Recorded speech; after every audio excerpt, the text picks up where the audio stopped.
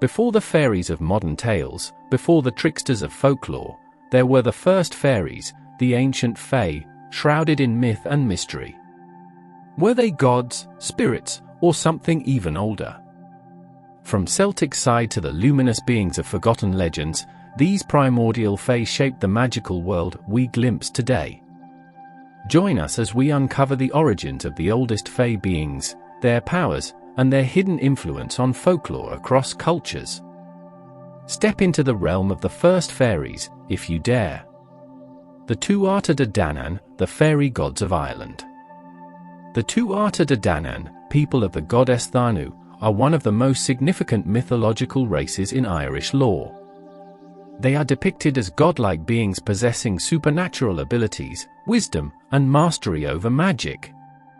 Their stories have influenced both Celtic mythology and modern fantasy literature, often blending elements of deities, fairies, and heroes. This essay explores the Tuatha De Danann's origins, key figures, mythological battles, and their transformation into the side, fairy folk, providing an in-depth look at their role in Irish mythology. Origins and arrival in Ireland. The origins of the Tuatha De Danann are somewhat mysterious. According to Irish mythological texts, they came from four great cities, Fálias, Górias, Muireas, and Fáinias. From these mystical locations, they brought powerful treasures to Ireland. The Stone of Fáil, Lir Fáil, a magical stone that would cry out when touched by the rightful king of Ireland.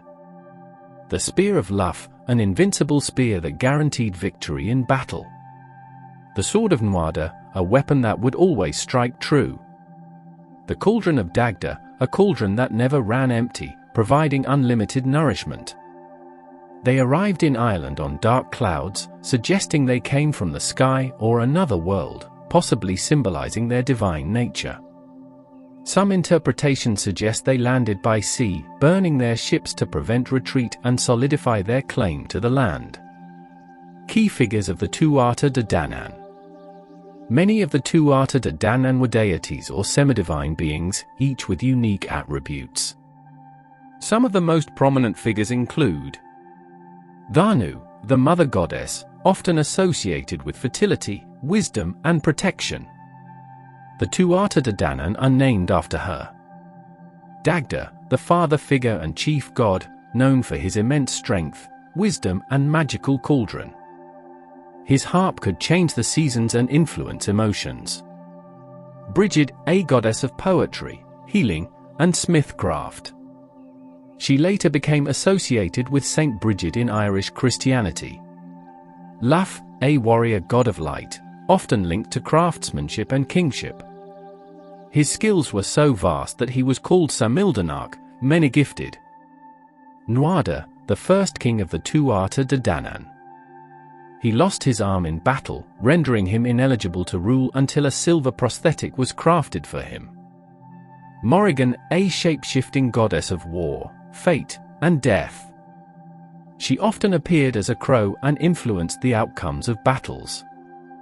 Manannán mac Lir, a sea deity and guardian of the otherworld. He provided protection and transportation across mystical realms. Each of these figures contributed to the mythological richness of the Tuatha De Danann, blending themes of sovereignty, magic, and the supernatural. The mythological battles. The Tuatha De Danann engaged in several legendary battles that shaped their role in Irish myth. The First Battle of Mag Tuid. Upon arriving in Ireland, the Tuatha De Danann encountered the Fir Bolg, the land's original inhabitants. Seeking control, they waged war, culminating in victory. However, during the battle, their king, Nuada, lost his arm and had to relinquish his throne. The Second Battle of Mag Tuid. Nuada was replaced by Brez, a half-Fomorian ruler, who became a tyrant. The Tuatha De Danann rebelled, leading to a war against the Fomorians, a race of monstrous beings. Luff emerged as the champion, defeating Bela, the one-eyed giant whose gaze could kill. This secured the Tuatha De Danann's rule over Ireland for centuries. The decline and transformation into the side. After their reign, the Tuatha De Danann faced defeat at the hands of the Milesians, mortal invaders from Iberia. Rather than being destroyed, they retreated into the otherworld, believed to exist underground or in parallel realms. Over time, they became the Side, or fairy folk, associated with sacred mounds, side, and enchanted landscapes.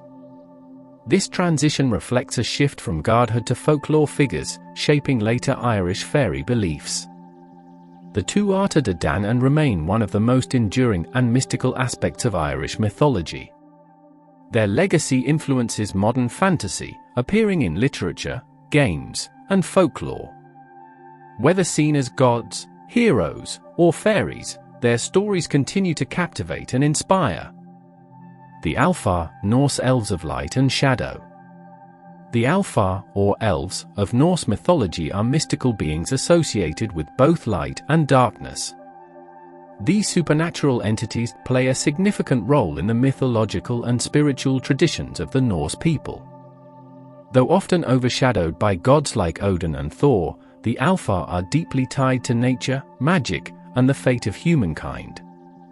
Their duality as beings of both light and shadow reflects the complex worldview of the ancient Norse. Origins and etymology. The term Alfar, singular, alpha, is derived from Old Norse and is cognate with words found in other Germanic languages. It is related to the Old English DLF and the German Alp, which refer to elf-like beings. The Alfar appear throughout Norse literary sources, including the Poetic Edda and the Prose Edda, compiled by Snorri Sturluson in the 13th century. Their origins are intertwined with the cosmology of Yggdrasil, the world tree, where different realms exist.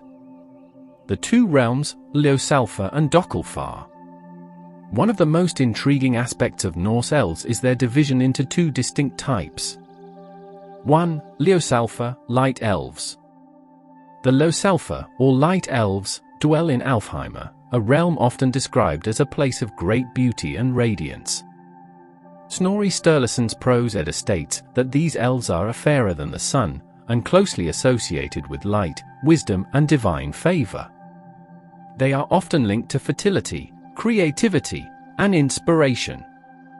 Some theories suggest that they were worshipped similarly to lesser deities, and they may have played a role in ancestor veneration. Their connection to light hints at their role as bearers of knowledge and guidance for humankind. 2. Dökkvalfar, dark elves. In contrast, the Dökkvalfar, or dark elves, are described as dwelling beneath the earth, possibly in the same realm as the dwarfs, Svartalfar. The distinction between dark elves and dwarfs is ambiguous in the surviving texts, leading some scholars to believe they were closely related. Unlike the luminous Ljósalfar, the Dökkvalfar are described as darker and more secretive, often connected to underground places, shadows, and hidden knowledge. They may have been feared as beings capable of both harm and great magical power. Roles and influence in Norse mythology. The Alfar are not merely passive spirits, they actively influence human affairs and nature. They are often depicted as spirits of fertility, wisdom, and protection, but can also be mischievous or vengeful if offended. 1. Elves and the gods. The Alfar share connections with the Aesir and Vani gods, particularly Freya, the fertility god who rules Alfheimr. This association reinforces the elves' link to growth, prosperity, and the life cycle. Some accounts suggest that the Alfar served as divine messengers or allies to the gods. 2. Elves and the dead. There is evidence to suggest that the Alfar were connected to ancestor worship. In some traditions, powerful deceased men were believed to become Alfar, much like noble warriors becoming Einherjar in Valhalla. This connection between elves and the dead hints at a role in guiding spirits or maintaining the balance between life and death. 3. Magic and healing. The Alfar were believed to possess great magical abilities. They could bestow blessings or curses, influence dreams, and offer healing. Many later European traditions about elves being healers or tricksters may have originated from these Norse beliefs. rituals and offerings were sometimes made to the Alpha to gain their favor, much like offerings to land spirits, land veti. Later folklore and evolution of the Alpha. After the Christianization of Scandinavia, the Alpha underwent a transformation in folklore. They became more like the fairies of later European tales, mischievous but not as powerful as their mythological counterparts. The once divine or semi-divine elves were often reduced to nature spirits, hidden folk, or household guardians. This evolution mirrors the way other pre-Christian beliefs were adapted into folk traditions. In Icelandic folklore, the hidden people, Huldufólk, bear similarities to the Alpha, living in rocks and hills and interacting occasionally with humans. In Germanic and English folklore, elves became associated with illness, elf-shot, and dream manipulation, which may stem from their older Norse roles. The Alpha of Norse mythology embody the duality of light and shadow, wisdom and mystery, benevolence and danger. Their presence in ancient texts and their survival in folklore reflect the enduring power of these enigmatic beings. Whether as ethereal light elves or enigmatic dark elves, the Alpha remain an integral part of Norse mythological tradition, symbolizing the unseen forces that shape both nature and human destiny. The Side, the spirits of the mounds. The Side, pronounced she, are a prominent and enigmatic part of Irish and Scottish mythology, often described as supernatural beings that inhabit the mounds, or Side, plural of Sid, which are ancient burial sites or fairy hills.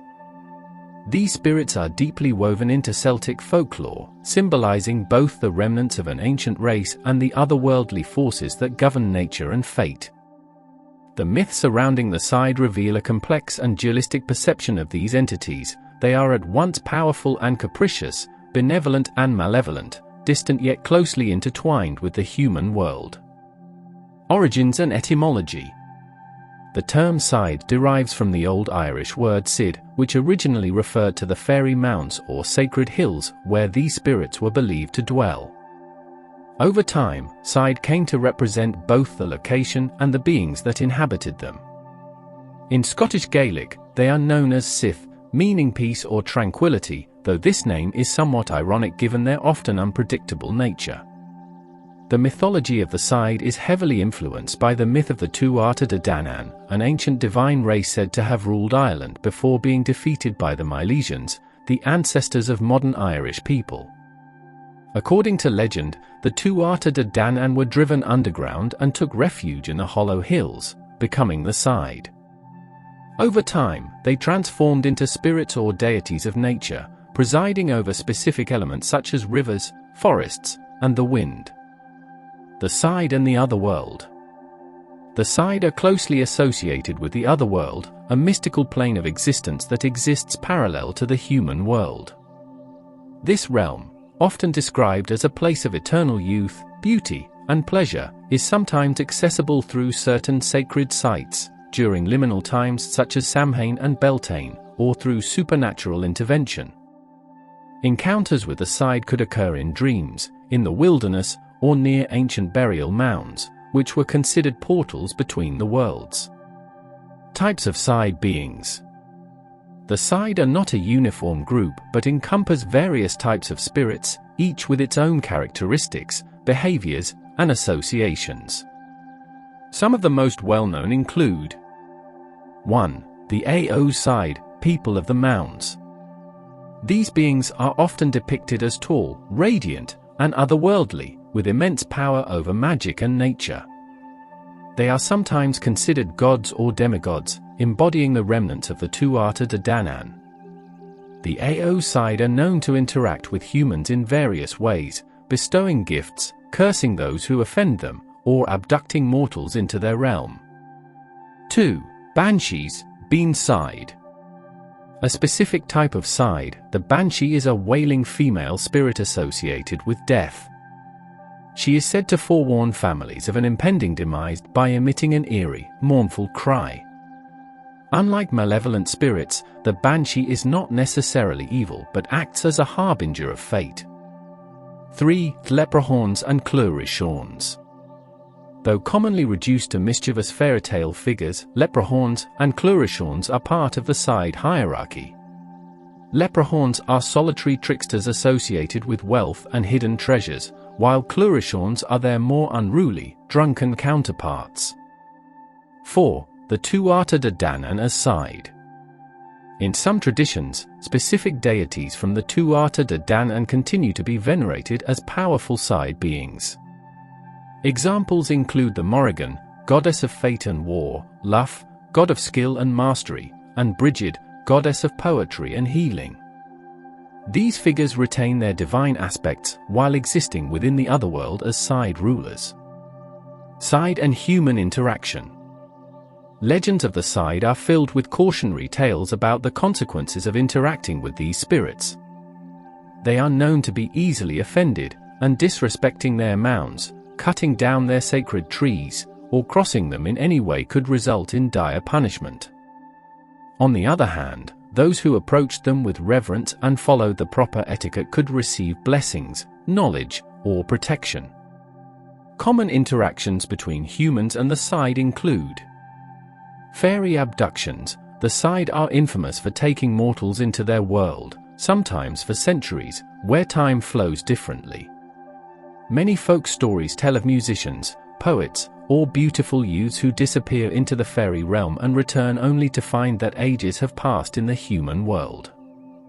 Changeling myths. The side were believed to steal human children, replacing them with their own offspring, known as changelings.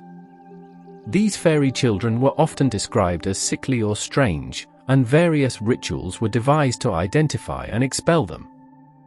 Protection against the side. Various customs and superstitions arose to guard against unwanted encounters with the side. Iron was believed to repel them, as was wearing clothing inside out or carrying salt. Offerings of milk, honey, or bread were often left outside homes to appease them and ensure good fortune. Seasonal and sacred associations. The side are particularly active during liminal times of the year, such as Samhain, October 31st to November 1st. The veil between worlds is believed to be at its thinnest, allowing the side to roam freely. Many traditional Samhain customs, including the lighting of protective fires and the offering of food, are meant to ward off harmful spirits. Beltane, May 1st, a time of fertility and transition. Beltane is another moment when the side are particularly active. It is said to be a dangerous time to travel near fairy mounds, as one might be swept away into their realm. Midsummer and midwinter. These solstices are also significant, as the power of the otherworld is believed to be at its peak. The side in modern culture. Despite being rooted in ancient belief, the side continue to be a source of fascination in literature, art, and popular culture. Modern interpretations often depict them as either ethereal, godlike figures or dangerous, trickster-like entities. Writers like W.B. Yeats and Lady Gregory helped to revive and romanticize side lore in Irish literature, while contemporary fantasy fiction frequently draws upon their mythology. In Wiccan and neo-pagan traditions, the side are sometimes revered as elemental spirits or guardians of the land, linking their ancient presence with modern spiritual practices. They are also a focal point in Irish heritage and folklore studies, preserving an essential part of Celtic identity. The Jinn, mystical beings of the Middle East. The Jinn, also spelled Jinn, are supernatural beings rooted in Middle Eastern mythology and Islamic theology. Their enigmatic nature has intrigued scholars, writers, and occultists for centuries. Often depicted as spirits of fire and air, the Jinn possess free will and exist in a parallel world to humans. Their roles vary from benevolent guides to mischievous tricksters and even malevolent entities. This essay explores the origins, classifications, cultural significance, and modern interpretations of the Jinn while dispelling common misconceptions. Origins and mythological roots. The concept of the Jinn predates Islam and is deeply intertwined with pre-Islamic Arabian folklore. Ancient Bedouin tribes believed in spirits that roamed the deserts, sometimes aiding travelers or leading them astray. The Quran, the Islamic holy book, codified the existence of jinn, describing them as beings created from smokeless fire, Quran 55:15. Unlike angels, jinn possess free will and can choose between good and evil. Islamic tradition suggests that jinn were created before humans and lived on earth long before Adam. They were initially obedient to God, but some, notably Iblis, Satan, rebelled. Iblis' refusal to bow to Adam led to his expulsion from divine grace, cementing the notion that jinn, like humans, could be righteous or wicked. Classifications of jinn.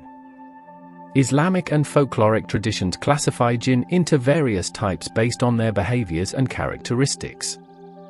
Some of the most well-known categories include: Married, considered the most powerful type, Marids are often depicted as large, formidable beings capable of granting wishes, though they demand great effort or rituals to be controlled. Ifrit, these fire-based spirits are known for their strength and rebellious nature. They are mentioned in the Quran as formidable beings who sometimes serve human masters but are usually difficult to subjugate. Shayatan, malevolent jinn often equated with demons. They work alongside Iblis to spread mischief and corruption among humans. Gull, these shape-shifting jinn dwell in graveyards and uninhabited places, often preying on travelers and consuming human flesh. Sila and Naznaz, lesser-known jinn, these beings are mentioned in folklore as shapeshifters that interact with humans in deceptive ways. Jinn in Islamic and Middle Eastern culture. In Islamic theology, jinn are integral to the unseen world, alam al-ghaib. They are accountable for their actions, much like humans, and will be judged on the Day of Judgment. Some jinn embrace Islam, while others reject it and become forces of evil. Throughout Middle Eastern culture, jinn feature prominently in tales and superstitions. That 1001 Nights, Arabian Nights, contains numerous stories about jinn, portraying them as magical beings with vast knowledge and power. In some regions, people still take precautions to avoid angering the jinn, such as uttering Bismillah, in the name of God, before entering deserted places. Common beliefs and practices. Across the Middle East and North Africa, belief in jinn remains prevalent. Folk tradition suggests that jinn can possess humans, leading to the practice of exorcisms performed by Islamic scholars or healers. Some cultures believe that whistling at night or spilling hot water can provoke jinn, inviting their wrath. Magical texts and grimoires, such as the Shams al-Ma'arif, the Book of the Son of Gnosis, detail ways to summon and control jinn. These practices, however, are considered controversial within Islamic teachings, as dealing with jinn is often associated with forbidden sorcery. Jinn in modern media.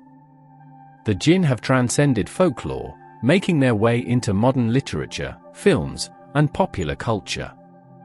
In Western media, they are often reimagined as genies that grant 3 wishes, a concept popularized by adaptations of Aladdin. However, this portrayal oversimplifies the complex nature of jinn. Contemporary horror films and television series have embraced the darker aspects of jinn lore, presenting them as terrifying entities that haunt or possess individuals. The 2013 film Jinn, directed by Tobe Hooper, explores the eerie side of these beings, blending traditional myths with psychological horror. The jinn remain one of the most fascinating supernatural entities in Middle Eastern mythology. Their ambiguous nature, neither wholly good nor evil, reflects humanity's struggles with morality and the unseen. Whether viewed through the lens of religion, folklore, or pop culture, the jinn continue to captivate imaginations worldwide. Understanding their historical and cultural roots allows for a more nuanced appreciation of their significance beyond the simplified genie in a lamp stereotype. The Huldra, the hidden folk of Scandinavia. Scandinavian folklore is rich with tales of mysterious beings that inhabit the deep forests, remote mountains, and shadowy valleys of the north. Among them, the Huldra stands out as one of the most intriguing and enigmatic figures. This supernatural creature, known for her captivating beauty and eerie nature, has been both feared and revered in Nordic traditions. The Huldra is often depicted as a stunningly attractive woman with a hollow back or a tail, embodying both allure and danger. This essay explores the origins, characteristics, cultural significance, and evolution of the Huldra within Scandinavian folklore. Origins and mythological roots. The legend of the Huldra originates from pre-Christian Norse beliefs and has evolved over centuries. The name Huldra is derived from the Old Norse word hulda, meaning hidden or covered. This etymology aligns with the broader concept of the Huldra folk or the hidden people, a group of supernatural beings believed to dwell in nature, unseen by human eyes unless they choose to reveal themselves. Some scholars trace the Huldra's origins to ancient animistic traditions, where spirits were thought to inhabit natural elements like trees, rivers, and mountains.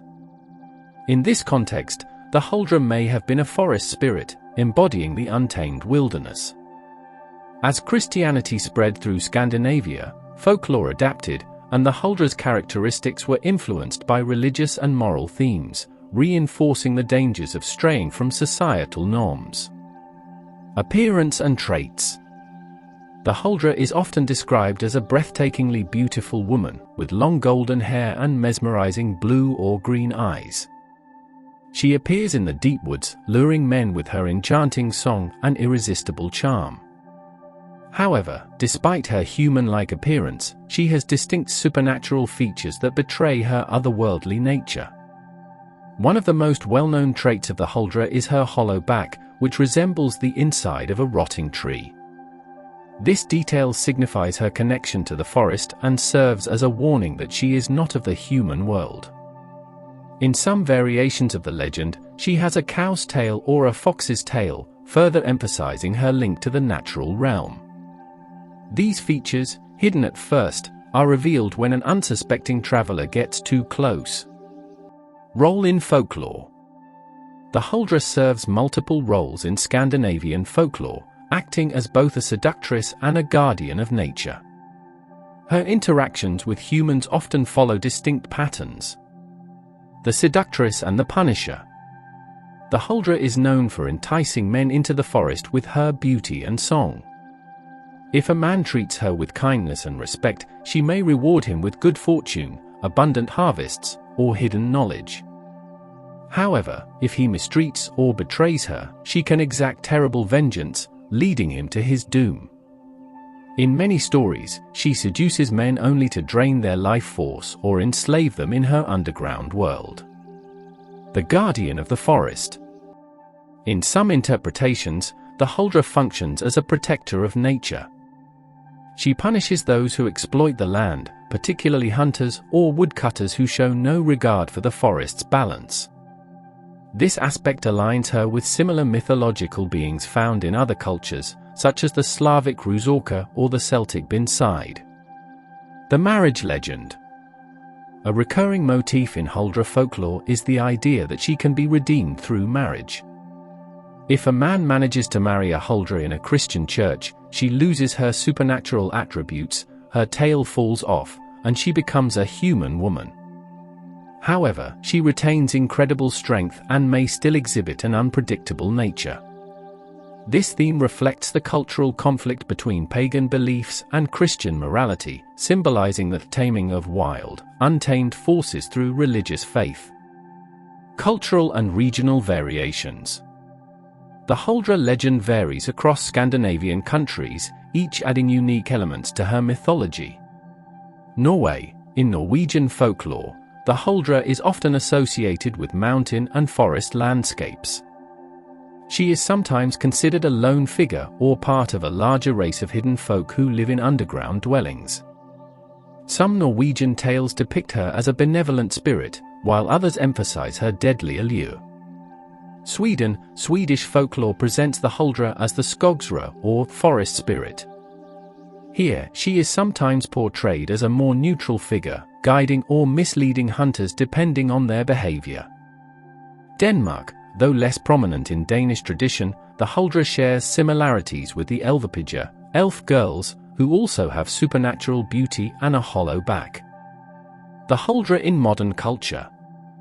While belief in the Huldra has faded in the modern era, she continues to influence Scandinavian culture, appearing in literature, music, and film. Contemporary authors and folklorists have reimagined her in novels and fantasy works, sometimes blending her myth with modern themes. Additionally, she has been depicted in Scandinavian horror films and television series, emphasizing her eerie and seductive qualities. In some rural communities, remnants of the Huldra's legend persist in local storytelling and festivals. Her role as a symbol of nature's mystery and danger remains relevant in environmental discussions, reminding people of the importance of respecting the natural world. The Huldra embodies the duality of beauty and danger, human longing and supernatural mystery. As part of the hidden folk of Scandinavia, she represents the untamed forces of nature and the moral lessons embedded in folklore. Her legend, shaped by centuries of storytelling, continues to captivate those who explore the rich tapestry of Nordic mythology. Whether seen as a seductress, a guardian, or a tragic figure, the Huldra remains an enduring symbol of the wild and enigmatic aspects of Scandinavian folklore. The legacy of the first fairies. Fairies have long captivated the imagination of cultures worldwide, appearing in myths, legends, and folklore across different civilizations. While the concept of fairies varies from one tradition to another, there remains a consistent belief in the existence of primordial or first fairies, beings that predate human civilization and serve as the architects of nature's unseen forces. This essay delves into the origins, roles, and enduring legacy of these ancient beings, exploring their influence on human culture, magical traditions, and contemporary belief systems. The origins of the first fairies.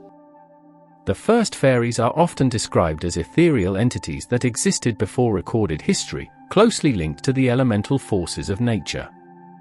In Celtic mythology, they are sometimes equated with the Tuatha De Danann, a divine race believed to have shaped Ireland's mystical landscape.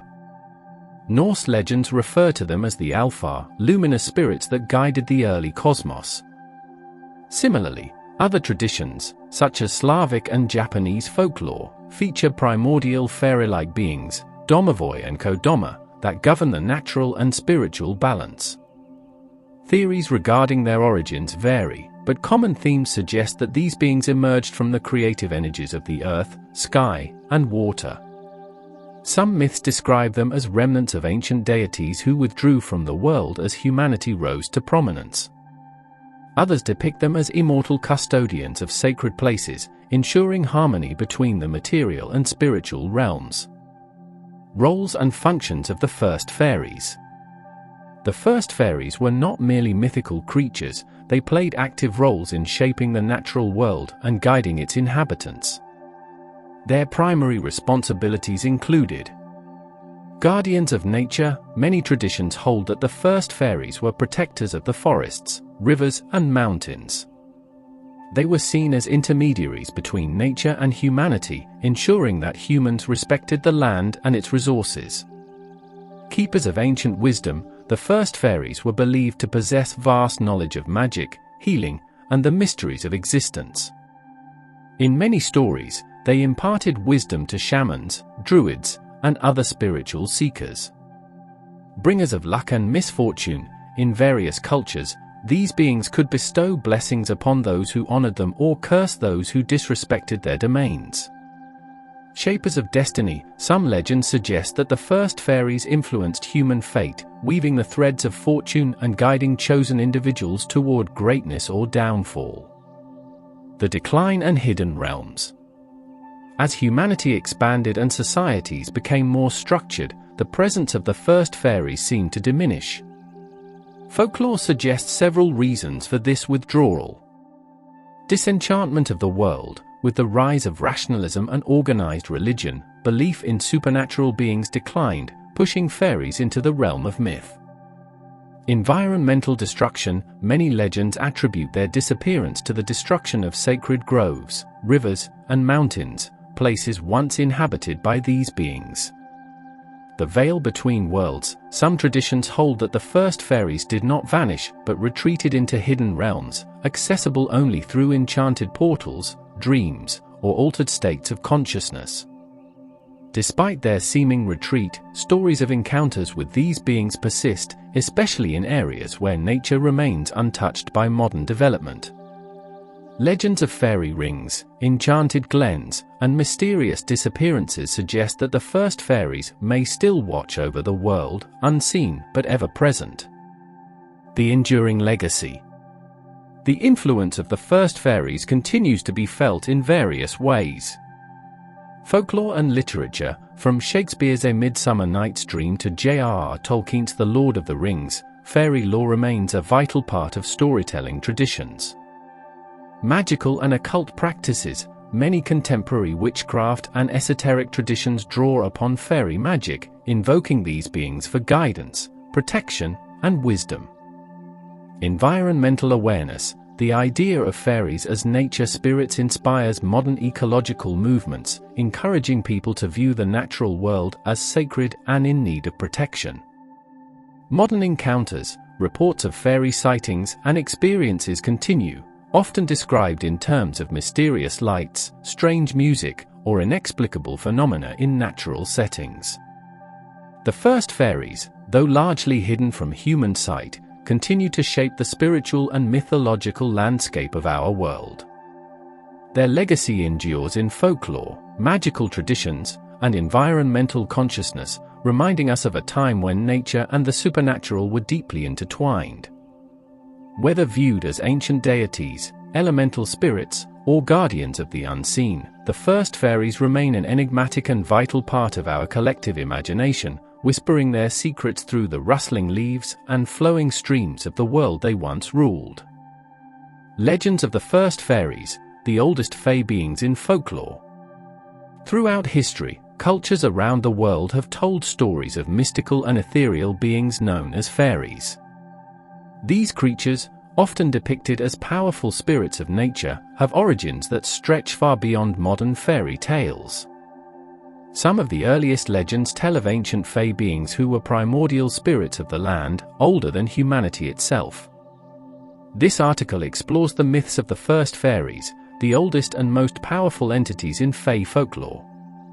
The Tuatha De Danann, the fairy gods of Ireland. One of the most famous origins of ancient fairies comes from Irish mythology. The Tuatha De Danann were a divine race said to have arrived in Ireland from the misty north, possessing great knowledge and magical abilities. They were not mere mortals, but godlike beings who later became associated with the Aos Sai, the fairy folk of Irish lore. After being defeated by the Milesians, they retreated into the hills and mounds, where they continued to exist in the otherworld. The Tuatha De Danann are considered some of the oldest and most powerful fae beings in folklore, shaping many later depictions of fairy folk in Western Europe. The Alfar, Norse elves of light and shadow. In Norse mythology, the Alfar, elves, were ethereal beings linked to nature, magic, and even divinity. There were two main types, the Ljósalfar, light elves, who resided in Alfheim and were connected to beauty and wisdom, and the Dökkvalfar, dark elves, who dwelled in subterranean places and were more mysterious and elusive. The light elves, in particular, were often associated with gods such as Freya, who was said to be their ruler. The Alfar predate many medieval European fairy traditions and serve as some of the earliest examples of powerful and enigmatic fae-like entities in mythology. The Side, the spirits of the mounds. Closely related to the Tuatha De Danann, the Side, pronounced she, are among the oldest fairy beings in Celtic folklore. These spirits inhabit the ancient burial mounds and hills of Ireland and Scotland, existing in a realm parallel to the human world. The Side are neither wholly benevolent nor malevolent, but they demand respect from those who encounter them. Legends tell of their great beauty, their ability to bestow blessings or curses, and their role as guardians of nature and ancient knowledge. The Jinn, mystical beings of the Middle East. Though often considered spirits rather than fairies in the European sense, the jinn of Middle Eastern folklore share many characteristics with the oldest Fae beings. In pre-Islamic Arabian tradition, jinn were primordial spirits created from smokeless fire, predating humanity. They lived in the unseen world and were capable of shapeshifting, influencing human affairs, and existing between the material and spiritual planes. Some scholars believe that many European fairy traditions were influenced by interactions with Middle Eastern tales of the jinn. The Huldra, the hidden folk of Scandinavia. The Huldra are another group of ancient Fae beings from Scandinavian folklore. These forest spirits are often described as stunningly beautiful women with hollow backs or animal tails, revealing their supernatural nature.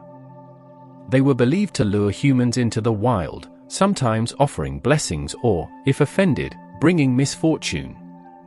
The Huldra and similar hidden folk of Northern European legends likely have roots in pre-Christian animistic beliefs that regarded nature itself as filled with spirits.